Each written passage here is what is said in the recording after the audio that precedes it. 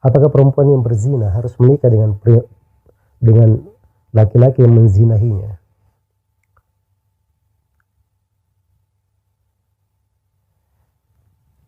Perempuan yang berzina itu tidak boleh menikah dengan seorang laki-laki yang beriman, kecuali dengan dua syarat.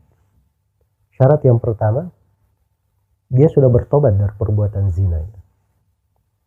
Karena itu dalam Al-Quran dikatakan wa hurrima dzalika 'alal mu'minin. Diharamkan hal tersebut terhadap orang yang beriman. Kemudian syarat yang kedua, rahimnya itu telah kosong. Dan kosongnya rahim itu diketahui dengan dua hal.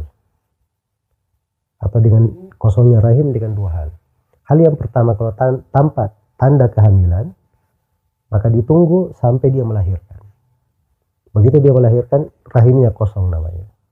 Karena dalam Al-Quran dikatakan wa ulatul ahmali ajaluhunna ayyadhana hamlahunna. Perempuan yang hamil, batasan dia boleh menikah waktunya kalau dia sudah melahirkan. Kemudian yang kedua, apabila tidak kelihatan tanda kehamilan, maka kosongnya rahim itu diketahui dengan haid satu kali haid.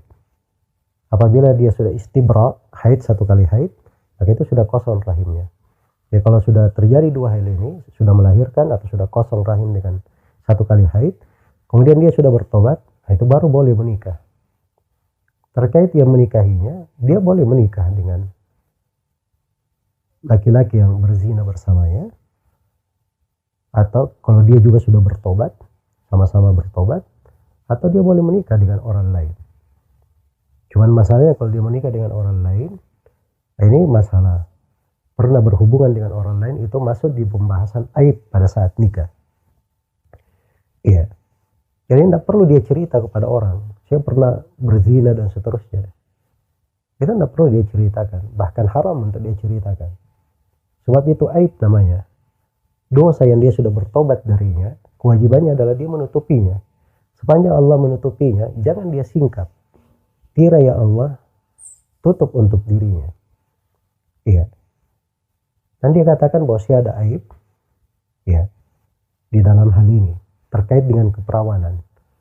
Nah, itu dimaklumi, keperawanan itu hilang banyak sebab. Ada sebab karena hubungan, ada sebab karena dia melompat misalnya, akhirnya terjadi pendarahan. Ada sebab karena dia sakit, ada banyak sebab. Dan itu masuk di dalam hitungan aib. Ya cukup dia katakan seperti itu. Kemudian itu terkait dengan masalah dia menikah dengan siapa dan seterusnya. Itu bukan suatu hal yang paling besar untuk dipikirkan. Yang paling besar yang dia pikirkan bagaimana dia bertobat kepada Allah. Sebab kalau dia sudah bertobat kepada Allah dengan tobat yang benar, dan dia betul-betul bertobat dari dosanya tersebut, dia tidak perlu khawatir. Allah Subhanahu wa Ta'ala akan menerima taubat hambanya dan akan memberikan hal yang terbaik untuk dirinya. Semoga Allah Subhanahu wa Ta'ala memberi taufik kepada semuanya. Wallahu ta'ala alam.